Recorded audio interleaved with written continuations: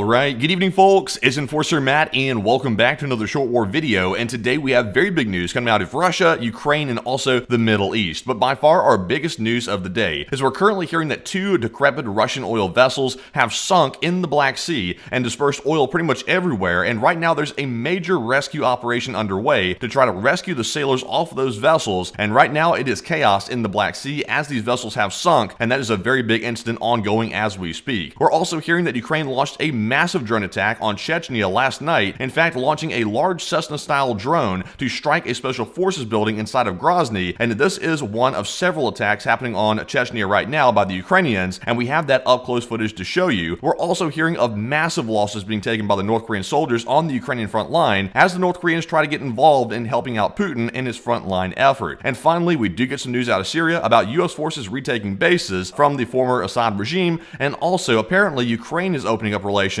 with Syria as well. But with that, we are jumping into our first article of the day, which goes to OSINT Defender. And as we can see right here, a pair of Russian oil tankers, the Volganeft 212 and the Volganeft 239, are currently sinking or have sunk off the Kerch Strait in the Black Sea after being caught in a major storm, and both ships are said to be carrying low-grade fuel with a crew between 12 to 15 people, of which several are in the water, and with search and rescue operations being conducted by nearby vessels. So this is a really bad incident for many reasons. First of all, it's a huge environmental issue. That's a lot of fuel being dumped into the Black Sea. And also, these guys are now stranded in the ocean. So this is a crap show all the way around. But let's take a look. This was a really bad storm in the Black Sea, causing these vessels to sink. But we do have the video, so let's take a look. So right here you can actually see the vessels cracking in half, and you can hear a lot of frantic radio chatter in the background. That vessel is literally split in half. That is wild to see, but as you can also see, the swells in the Black Sea are extremely high. Like, this is a very big storm that's going on right now, but not to disregard the fact that these Russian vessels are very decrepit, and the fact that it was not able to make it through the storm does indicate these vessels were probably not being maintained properly, but although they probably shouldn't have been out here in a storm like this,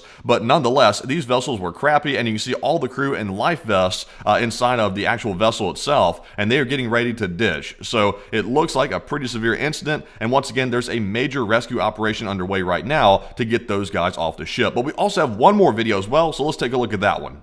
Alright, so in this one right here, you can kind of see a vessel out here in the distance. It's really hard to make out exactly what's going on, but it looks like probably the vessel that has cracked in two, or at least one of them, is being filmed out here in the ocean. And this gives you an idea of how big the swells are out here and how bad the storm is. And once again, this is a bad situation to get caught in because it's hard to get rescued in conditions like these. And right now, these guys are stuck out here. So about 30 people or so are stranded out here in the Black Sea as rescue operations are underway as we speak. So there you go, and there you have it, and that is the footage from that instant. But we are now moving on to our next post here, which also goes to Nexta. And this post right here provides a little bit more detail about what this could mean for the Black Sea and the environment itself, because of course petroleum products are very damaging to the environment, especially when they're released in such mass quantities like this, and we could be looking at one of the worst in history actually. And right here it says that an organization called Greenpeace, I'm sure many people are familiar with, said that the accident involving Russian tankers in the Black Sea could lead to one of the largest man-made disasters, and each of the sunken Russian tankers are carrying up to 5,000 tons of oil products each.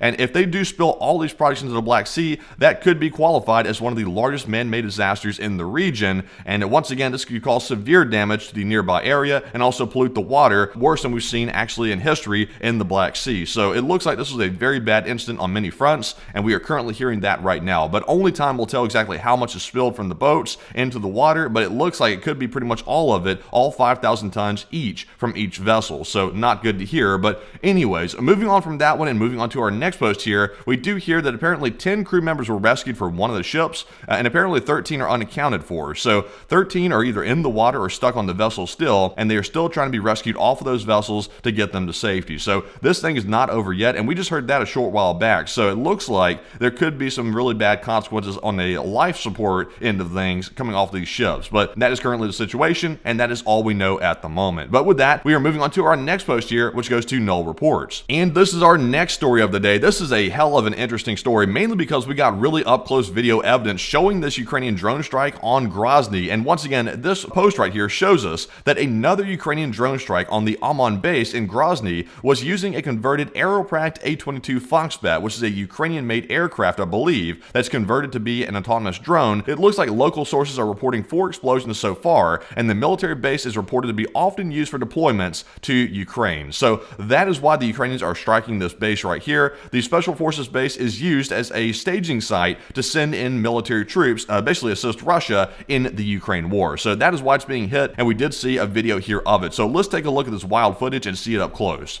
And literally, there it went. It just smashed right into the side of that building. That was insane footage to see right there. Let's back that up and see that one more time. Look at that. Literally a Cessna-style drone going right into the side of that building in Grozny, which is crazy to see. But let's play the rest of the video and see what the aftermath looks like of it, because that was an extremely large explosion. And that's crazy. That was able to fly in all the way from Ukraine to strike this in Grozny with apparently no air defenses in Chechnya to shoot it down. So once again, the Chechens, just like the Russians, have very little air defense to protect their skies. And this is more proof of it. An entire Foxbat drone was able to get through and strike their staging area for their troops to go into the Ukraine war. So that is crazy. And look at the aftermath of this. There's smoke everywhere. And obviously the smoke's not going to clear, so we can see it in the video. But you can see the damage is very, very likely extremely severe. And once again, that drone did strike successfully. So we did see that. And meanwhile, the guy in the background is absolutely freaking out. But moving on to our next video showing this drone strike, let's take a look. And also, it turns out my hunch is correct. The only air defense I hear in the background is small arms fire. So they really don't have anything.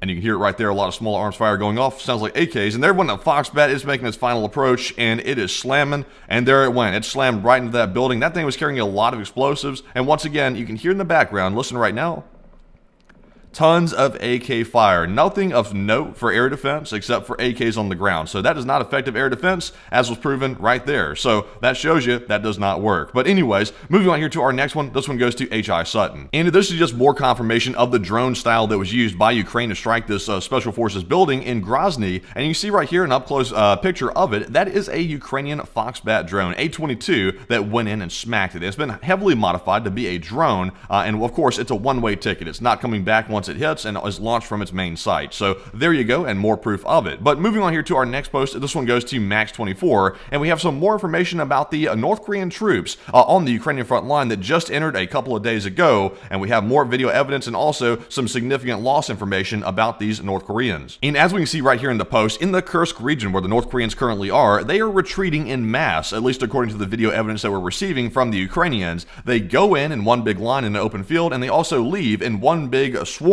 off the battlefield as well. So it's just chaos. There's no strategy here. The North Koreans are pretty much sacrifices, as I've said for a long time, for the Russian military. It's a sad thing to really think about, because the North Koreans really didn't have a choice in this, because once again, Kim Jong-un doesn't give them a choice. They simply go when they're told, and it looks like they've been pretty much put up for the slaughter here. So not good at all. Really, I do feel kind of unfortunate and kind of sad about the situation a little bit, but at the same time, it's war, and you have to do what you have to do to protect your country. So the Ukrainians are doing that, but it looks like the North Koreans are running away, so let's take a look. And there they are. You can hear the Ukrainians in the background are in disbelief about this. I'm going to have to mute them, actually, because they're being so rowdy and loud back there, because they're so shocked that the North Koreans are running off like this. But as you can see, they're running away like ants on the battlefield, running away in a mass swarm. There's no logic to it or anything. They're just literally running off the battlefield, and it looks like they're in a rout and a complete panic. So I'm not sure where these guys are going to go, but they're simply running away. I don't think there's any plan to it. They may catch up to each other later, or they might disperse somewhere out in the forest or somewhere out there in the battlefield situation. So not really sure, but it's not going good for the North Koreans, and they're not being of much assistance to the Russians based on this footage we're receiving. But moving on here to our next post, this one goes to War Translated. So in this post, we get some more detailed information regarding the North Korean troops in Plikovo and the Kursk region, and we're hearing from Ukrainian journalists that apparently the North Koreans are attacking in large waves with superior forces, about 500 infantry or so, and suffering significant losses. So once again, it sounds like the North Koreans are trying to use strategies that they learned way back in the day that are not applicable to this battlefield situation, and they're trying to bring those out here to try to win the war on behalf of Russia, and they are now finding out that does not work whatsoever. These old antiquated strategies do not work here on the Ukrainian battlefield, and they're taking extremely heavy losses, and it doesn't matter how many troops they throw at the situation, they will always end up the same way, and it looks like that is the way it's going to go from here forward with the North Koreans. So once again, it's just not going good for them, and the Ukrainians are easily taking them out where they're not too much of a threat whatsoever, which is good news for Ukraine indeed. But nonetheless, we are moving on to our next post here, which which goes to the Ukrainian review. And we're going to start covering our Syria news just a little bit. But first of all, to sort of get us right into that Syria news, we are getting some news from Zelensky that apparently he is offering the olive branch to the new Syrian government. He said, we can already help Syria with Ukrainian grain, flour, and oil. And Zelensky already instructed officials in his government to immediately discuss this with the new HTS leader. So it sounds like Zelensky is trying to open up peace talks with these new Syrian rebels to basically open trade agreements between Syria and Ukraine. So that will be interesting to watch and see how that goes. But once again, we'll have to see how that actually turns out in time. But moving on here to our next post, which goes to Visegrad 24, we got some good news here about Russians abandoning some of their bases and U.S. forces moving right in. And we can see in the post, it says U.S. soldiers arrive in Kobane in northern Syria to take possession of the military bases abandoned by the Russian army a few days ago, and Russia's out and the U.S. is back in. So it's good to see here. It sounded like in Kamishli there was a bit of a standoff between U.S. forces and also Russian forces as the Russian forces sort of cordoned off the city, but it looks like around Kobane and other areas in Syria where the Russians did panic and leave the bases very quickly before negotiations were opened with the rebels, it looks like U.S. forces were ready to jump in and take control of those bases. So we have had some victories here without any bloodshed whatsoever. We've taken over some of these bases with abandoned Russian military equipment as well. So we can destroy it or simply take control of it and not allow the Russians to have it back. So let's take a look at the video and see the forces moving in.